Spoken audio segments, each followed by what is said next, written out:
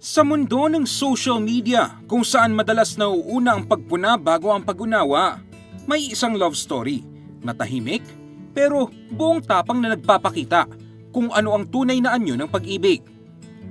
Si JR na isang taga-banda at ngayon full-time vlogger at si Patricia na isang music lover. Parang match made in heaven ang kanilang love story dahil bago pa sila magkakilala ay parang sila na talaga ang nakatadhana para sa isa't isa.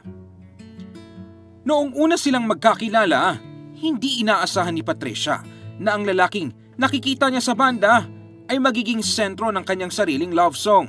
Nagkita kami, nakita ko siya, tapos sabi ko, ito si Crush. Saktong di ko alam na mahilig pala siya sa music. Kasi ako, tumutugtog ako sa banda, kumbaga, tapos nagulat ako, tili siya ng tili, nairit. Kasi mahilig po talaga ako sa music. So, sobrang tuwa ko lang din. Wala pa namang kilig. Wala. Nakita ko sa kanya kasi sa liit niya. Sa liit niya yun, ang galing niya mag-guitar. Ang galing niya mag-guitar, ang galing niya mag-play ng guitar. Tapos yung sa adlib niya nga. Habang tumatagal ang kanilang relasyon, tuluyang nauhulog ang loob ni JR kay Patricia. Mula sa panliligaw, nagkatuluyan at nauwi pa ito sa proposal na hindi malilimutan. Di ba po, syempre malimit yan pag proposal. Pag nakita mo na naglabas na ng ring yung lalaki, tapos lumuhod na yan. Syempre yung babae, mapapaluha yan or Emotional parang emotional yan, ganyan. Kasi syempre sa tuwa. Ako, ang nangyari po sa emotions ko po is Takot siya. imbis na matuwa ako dun sa pagluhod niya at paglabas niya ng ring. Ang takot kasi. Tinaon ko siya ng birthday ko. Tinaon ko siya. Natsaba ko lahat ng barkada ko. Pinarang ko siya. Kunwari nalunod ako. Siyempre, niya ako, gaalala siya. Nakahawak niya akong ganun. Sabi niya, love, ganito. Hanggang yung mga kasama ko nagsiset up na sa likod ng nakalagay na Will You Marry Me.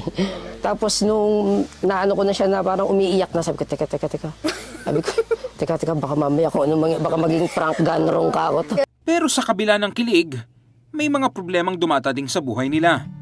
Bagamat hindi raw sila madalas mag-away, hindi naman nawawala sa isang relasyon ang mga tampuhan. Hindi naman actually kami nag-aaway, tampo lang. Minsan about sa, yun nga, di ba may sakit siya. Lagi niya kasing nakakalimutan uminom ng gamot, kailangan on time siya. So parang, love, kasi kailangan mo uminom ng ganito ng gamot, alam mo may sakit ka. Yun lang mga ganong lang, pag-uusapan namin tapos kailangan pares, kalmado, wag mainit ang ulo pareho, dapat tapos yun nga, sa isang buong araw, hindi namin aayusin yun. Hindi rin naging madali ang kanilang paglabas bilang magkasintahan, lalo na sa social media. Masakit para sa dalawa ang ilang komento. May pangungutya, may pagdududa sa relasyon nila. Pero dito sila mas tumatag. Di ba, sobrang sakit na yung sinasabi. Siya yung biglang umaano sa akin, hayaan mo lang sila, hindi sila humahawak ng buhay natin. Hindi sila nagpapakain sa atin, hindi sila hayaan mo lang sila. Kahit pag lumalabas kami, nakain kami, ang dami ko naririnig. Parang direct to the point po na sabihin natin, hindi kaya parang parang dinaan yata sa gamot niya na parang... Yun, isa pa yun, ginayuma. Ginayuma yan. Narinig kami ganyan eh. Or minsan sasabihin sa kanya na, ano ba yun? Ay, grabe yung babae o tinan mo nag-asawa ng unano. Parang family ng duwende yan. Ay, grabe itong babae, hindi marunong mamili o tinan mo. So, ang sabi niya sa akin, pasok dito, labas doon, hayaan mo lang. Yun yung nagpapalakas ng loob. Pinalalakas niya lagi loob ko sa mga part na gano'n, na maraming bashers na sasabihin niya, hindi nga nila kaya yung mga nagagawa mo eh. Sila matangkad, normal. O sige, okay lang. Nasa kanila na yung ganyan, hindi nila kaya yung nagagawa mo. Simple lang sineselebrate ang Valentine's Day nila Patricia at JR. Kaya bilang pagkilala sa kanilang inspirasyong kwento, binigyan sila ng Brigada News FM at Drive Max Plus Herbal Capsule ng isang one-night stay sa Red Planet Ortigas. Mula silang Cavite, dito sa Pasig sila nag-celebrate ng Valentine's Day. Hindi height, hindi sakit, hindi kondisyon, at hindi bashers ang magdidikta sa kwento nila. Dahil lagit-laging mananaig sa kanilang relasyon, ang tibok ng dalawang pusong sabay ang trip sa buhay.